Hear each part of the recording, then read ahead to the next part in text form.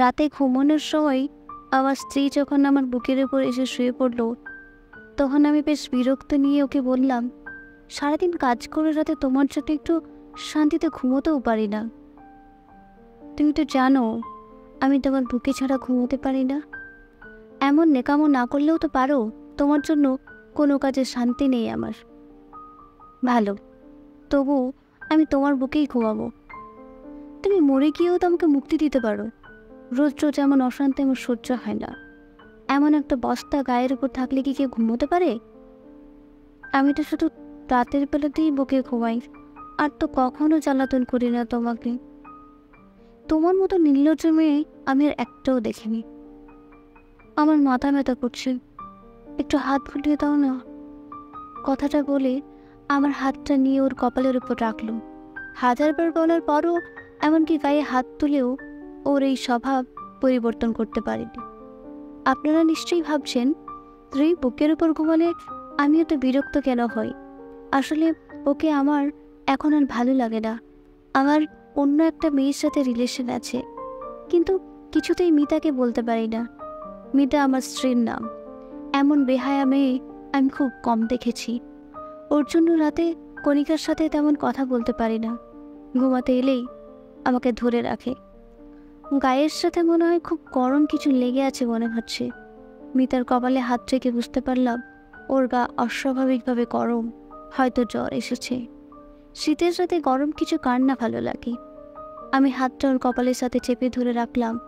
ওর কিছুটা কষ্ট কমবে এই জন্য নয়, বরং এত সময় কম্বলের বাইরে রাখা হাতটা নিমেষে গরম হবে সেই আশায়। সকাল 8টায় ঘুম ভেঙে দেখলাম মিতা আমার বুকের উপরেই ঘুমিয়ে আছে। গায়ে হাত দিয়ে বুঝলাম গা রাতের থেকে অনেক বেশি গরম হয়ে আছে। কয়েকবার ডাক দিলাম, কিন্তু কোনো সাড়া দিল না। ওকে বুকের উপর থেকে সরাতে গেলে খেয়াল করলাম আমায় বেশ শক্ত করেই ধরে আছে। তবুও ফ্রেশ হতে চলে গেলাম, কিন্তু মিতার অবস্থা ক্রমশ খারাপ হচ্ছে, তাই ওকে নিয়ে হাসপাতালে গেলাম। ডাক্তার বলল ওর অবস্থা অনেক বেশি খারাপ, এখনই আইসিইউতে ভর্তি করতে হবে। কিন্তু আমি ওর জন্য এত টাকা নষ্ট করতে পারবো না, তাই সাধারণ মহিলা ওয়ার্ডে ভর্তি করে দিয়ে এলাম। অফিসে এসে কণিকার সাথে গল্প জুড়ে দিলাম। মেয়েটা আমাকে ছাড়া কিছু বুঝতেই চায় না। কণিকা আমার অফিসের কলিগ। ওর হাসি মুখটা যে কোনো পুরুষকে নিজের কাছে টানতে বাধ্য, তাই আমিও ওর কাছে চলে এসেছি। সারাদিন বেশ ভালো কেটে গেল।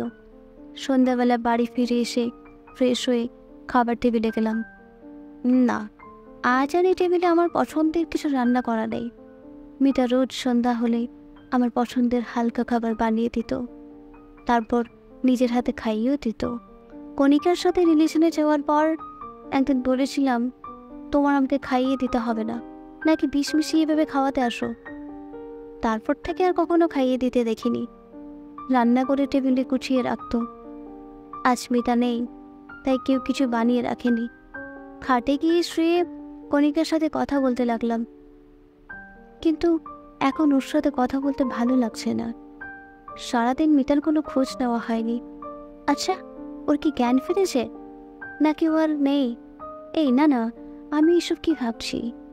আর ও মরে গেলেই তো আমার আর কণিকার জন্য ভালো হয়, কিন্তু মনকে কিছুতেই শান্ত করতে পারছি না। সাথে পেটও বুঝিয়ে দিচ্ছে তার খাবার চাই, কিন্তু এখন বাইরে যেতে ইচ্ছে করছে না। আনমনে বলে উঠলাম, মিতা, আজকে রাতে না খাইয়ে রাখবে নাকি? তুমি আসলেই কোনো কাজের না। দুপুরে টিফিনটাও দাওনি আজকে। হঠাৎ খেয়ালে আসলো মিতা হাসপাতালে ভর্তি। মেয়েটার আর কোনো খোঁজ কেন নিলাম না? সকালে একবার যেতে হবে। হাসপাতালে দেখি কেমন আছি। এখন ঘুমিয়ে পড়ি, কিন্তু শুয়ে কোনো শান্তি পাচ্ছি না। কিছুতেই ঘুম আসছে না। আজ মিতা নেই বলে কি এমন হচ্ছে? হয়তো বুকের উপর কেউ না থাকলে ঘুম আসবে না। অভ্যাসটা খারাপ হয়ে গেছে। রাত যত বাড়ছে মিতার কথা তত বেশি মনে পড়ছে। ক্ষুধাটাও বেড়ে চলেছে। কিছু সময় এপাশ ওপাশ করলাম, কিন্তু ঘুমোতে পারলাম না। উঠে গিয়ে ফ্রিজ খুলে খাবার আছে কিনা দেখতে গেলাম। গিয়ে দেখলাম 2টা চিংড়ি মাছ আর কাল রাতের তরকারি রাখা, সাথে ভাতও আছে। খাবারগুলো নিয়ে টেবিলে খেতে বসলাম। হঠাৎ মনে হলো মিতা কাল রাতে খায়নি। আমি ওকে 4টা মাছ রান্না করতে দেখেছিলাম। ভালোই হয়েছে, এখন আমি খেতে পারবো। কিন্তু গলা দিয়ে নামছে না। আগে চিংড়ি মাছ রান্না হলে মিতা আমার পাশে এসে বসে থাকতো আর ম্যাও ম্যাও করে ডাকতো, মানে তাকে খাইয়ে দিতে হবে। চিংড়ি মাছ ওর সব থেকে পছন্দের খাবার। খাবারগুলো রেখে ঘরে চলে এলাম। হঠাৎ মনে হলো কি আমার বুকের উপর শুয়ে পড়ছি, কিন্তু না, কেউ নেই। মিতাকে দেখতে খুব ইচ্ছে করছে। ফোনটা বের করলাম, কিন্তু এতে মিতার কোনো ছবি নেই। কণিকা সব ডিলিট করে দিয়েছিল। কিছু ভালো লাগছে না, তাই বাইক নিয়ে হাসপাতালের দিকে রওনা দিলাম ওকে দেখে আসবো বলে।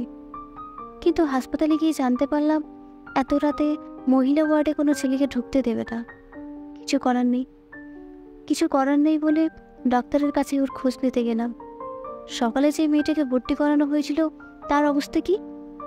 ওনার অবস্থা খুব খারাপ। শরীর কোনো রেসপন্স করছে না, স্যালাইনও টানতে পারছে না শরীর। আইসিইউতে না রাখতে পারলে যে কোনো সময়ে খারাপ কিছু হতে পারে। তাহলে আইসিইউতে রাখার ব্যবস্থা করুন। সরি স্যার, এখন আইসিইউতে কোনো সিট খালি নেই, আপনাকে অন্য কোথাও দেখতে হবে। একটা সিট খালি ছিল, যা বিকালে বুক হয়ে গেছে। ডাক্তারকে কিছু না বলে চলে এলাম। সেখান থেকে শহরের আর কোনো ভালো হাসপাতাল নেই।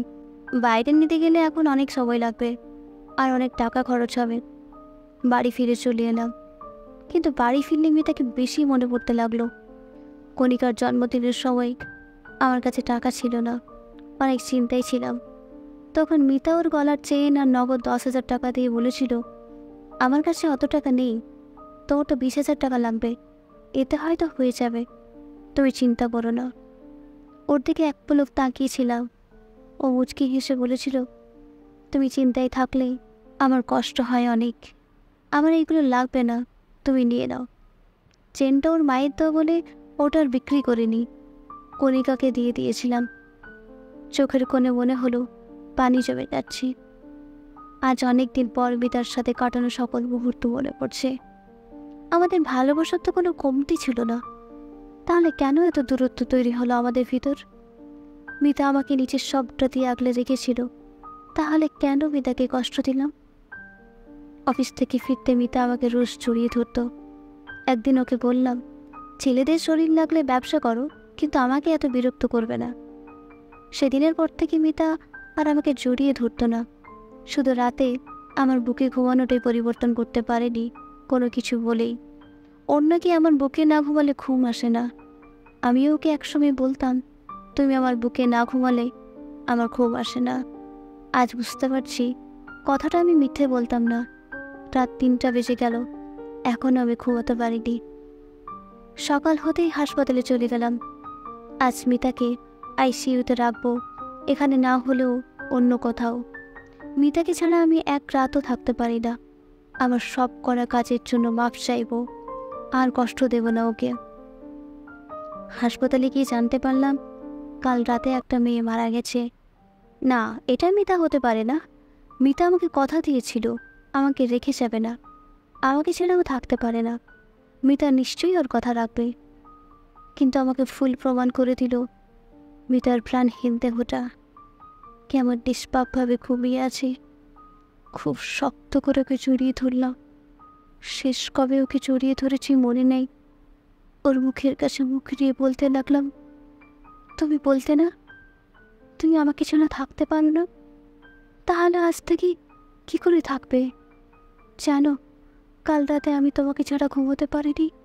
গায়ের ওপর এই বস্তাটা না থাকলে আমার ঘুম আসে না। কে আমাকে রোজ পছন্দের খাবার রান্না করে দেবে বলো?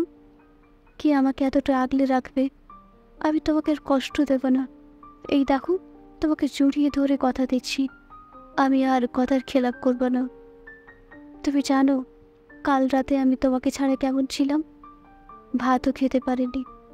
তুমি আমাকে নিজের হাতে খাইয়ে দেবে না? এইবার আর বলবো না তুমি বিষ মিশিয়ে মেরে ফেলতে চাও। বলো না প্লিজ, আমার খুব খিদা লেগেছে। কাল রাতে খাইনি জানো, তোমার কলিজা না খেয়ে আছি, আর তুমি নিশ্চিতভাবে কী করে ঘুমিয়ে আছো? আগে প্রতি রাতে আমার বুক ওর চোখের পানিতে ভিজে যেত, আমি কিছু বলতাম না। ওর চোখ মুছিয়ে দিতাম না। আজ আমার চোখের পানিতে ওর বুক ভিজে যাচ্ছে, কিন্তু ও চুপ করে ঘুমিয়ে আছে। সত্যি সত্যি কি ওকে আমি আর ফিরে পাবো না?